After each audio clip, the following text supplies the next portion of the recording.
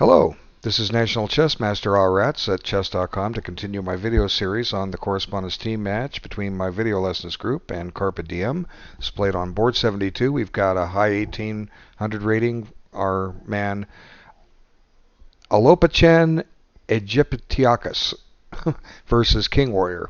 And let's see what happened. Okay, we got the French defense and the Tarrasch line. Black is willingly accepts an isolated queen pawn because he rids himself of the French bishop. Now, I don't know all the lines to this, but the one thing I don't like about taking on c5 is this develops the black bishop. Okay, thank you very much. Black says. Black gets a nice, free, easy game. And there's the isolated queen pawn I talk about. And both sides need to develop. And black just develops and gets out of check. And now here, white commits one of these major blunders I've been talking about in so many of these videos. He moves his king rook pawn up. Okay, bad move. Okay, I keep talking about it. And what do I talk about? One thing it does, it weakens this square right here, g3. Okay, and it's especially weak because, see this bishop? It's pinning that pawn. Black can plunk a piece on that square, and nothing white can do about it. And this is exactly what's going to prove white's undoing, as we will see in just a few moves. So white didn't gain anything by h3. Needed to develop a piece. How about a pin of his own? How about bishop g5? Let's go pin this knight. Okay, invite black to weaken his pawn structure. Perfectly logical and sane move. Okay, so h3 blunder. And black just improves his position. Now the bishop decides it doesn't want to be on b5. It doesn't like that knight. So now I didn't think white had to get rid of that knight, but he could have pinned it, not allowed it to get to e4. And black is smelling really good here. Now white starts to erect the blockade against the isolated queen pawn. This is one of the strategies. Get a pawn to c3 and blockade this thing. Keep it from advancing. What's the strategy against an isolated queen pawn? 3 steps. First, restrain. Keep it from moving. He's done that. Next, blockade. That's the next step. And then destroy. And sometimes you don't just get to destroy it until the ending. But that's the objective. Meanwhile, the possessor of the isolated queen pawn has plenty of free open lines and diagonals for his pieces. Let's see what happens next. Now, inexplicably, white doesn't go for the blockade. Okay? Maybe white doesn't understand the strategy. Well, if you watch this video, hopefully you'll learn. You need to get this knight to d4, okay? That's your strategy, because you want to blockade this pawn so it doesn't advance. And black decides he'll keep his bishop. Now, who knows? Maybe there's going to be a sacrifice on this square. We don't know yet. Now, rook e1, and what's humorous about this position, black has all kinds of good moves at his disposal. He can even put the queen on g3 if he wants. That threatens queen takes pawn or bishop takes pawn check. Whoops. But as it turns out, it's good that black didn't put his piece there, his queen there. And we will see here in just a moment. Now, white prevents black from sticking his queen on g3. So black just develops a rook, and now white throws the game away. Knight g3, blunder. What's guarding the knight? Nothing is guarding the knight because the pawn on f2 is pinned. Black collects the knight. White resigns. Why did white lose? Because he played h3. That's why he lost. These moves are bad. You're going to lose every time you weaken your your pawn structure like this. You don't need to worry about those pins or the knights coming there. You can cover those just fine. You lose a tempo. You don't get your pieces out. You end up losing the game. All right. Let's look at the other game they played and see what happened here. Okay. Oh, we have the queen pawn opening. Now the Marshall defense to the queen's gambit. And I've seen this a lot of times in games, and mostly they don't know what to do. For some, way back in 1972, that's when I learned this. I was unrated. We were looking up all the openings. I'll recommend a book if you're looking for a book on openings. It's written in English descriptive notation. You'll have to learn it, but it's useful. It was called The Complete Chess Player by Fred Reinfold. It started with the very basics and just worked its way up through the various strengths, and finally got down to a section on the openings, and he covered basically several lines of every opening, just to give you an idea how to play them, all the main lines.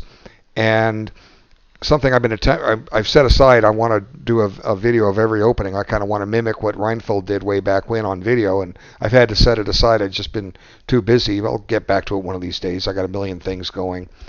But you don't. One thing I learned way back then is you don't play E4 right away.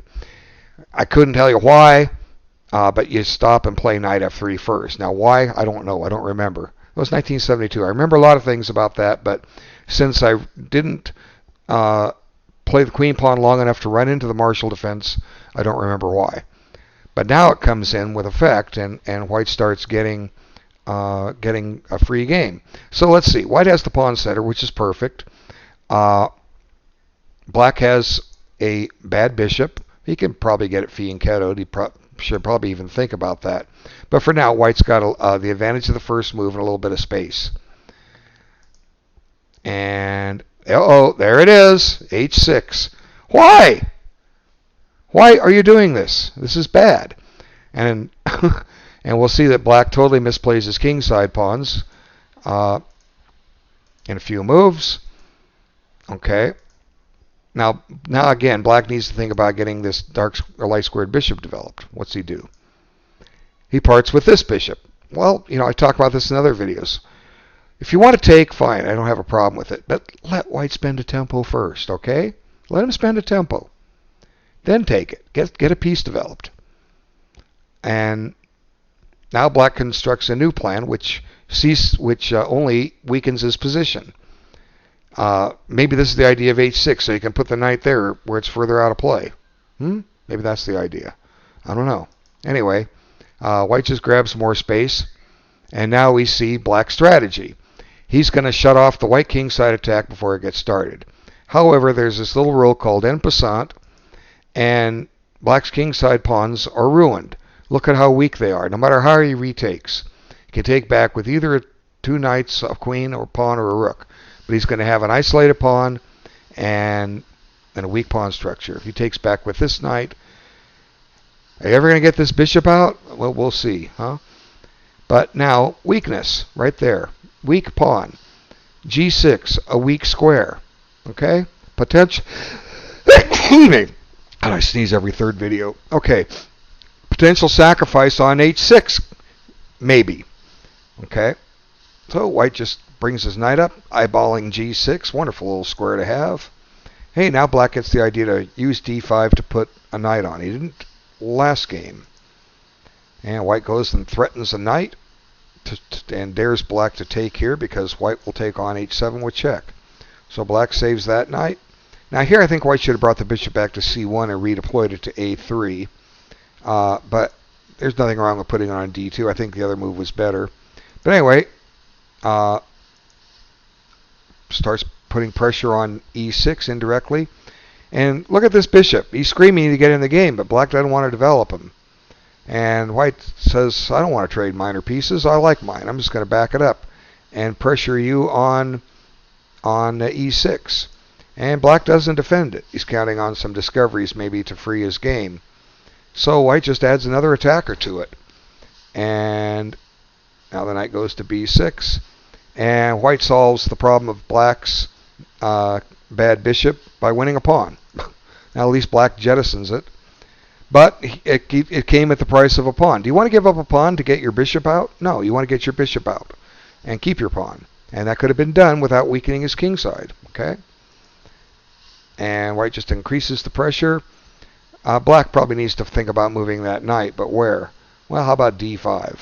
How about C6? Anywhere. Instead, black steps into a pin. Is it pinned? Not yet, but it will be. Uh-oh, there it is. White's tripled on the E file. Black cannot move his knight on E7.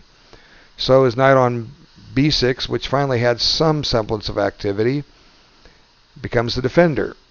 And now white plays bishop A C1, so it would have been better to get that bishop there earlier. But there's really not much black can do here. He's pinned and tied up, and white parks the bishop on A3, and black is going to lose a piece. There's nothing he can do. White's got too strong of a position. So, at this point, King Warrior threw in the towel, and congratulations to AlopochenAegyptiacus, and thanks all for looking at these videos. I hope they improve your game. That's why I'm making them. Well played by White, poorly played by Black. Anyway, thanks again, and I'll be back as soon as I can with another one. Take care.